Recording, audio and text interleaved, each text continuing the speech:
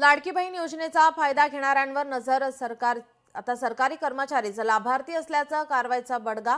योजनेचा लाभ घेतलेल्या सरकारी कर्मचाऱ्यांची आता छाननी होणार आहे. सरकारी कर्मचाऱ्यांवर आता शिस्तभंगाची कारवाई सुद्धा केली जाणार आहे. पैसे वसूल केले जाणार आणि पगार वाढही रोखली जाणार आहे. लाडकी बहीण योजनेचा लाभ 5,000 सरकारी कर्मचारी, 3,000 शिक्षक यांच्यासह काही जिल्हा परिषद कर्मचारी आणि पोलिसांनीही या योजनेचा लाभ घेतल्याची माहिती. यामुळे ही कर्मचारी यांच्यावर कारवाई होणार आहे. हे कर्मचारी आता कोणत्या विभागातील आहेत हे आता समोर येणार आहे. अशा कर्मचाऱ्यांवर आता शिस्तभंगाची कारवाई केली जाणार आहे. त्यांच्याकडून पैसे वसूल केले जाणार आणि पगारवाढही रोखणार आहे.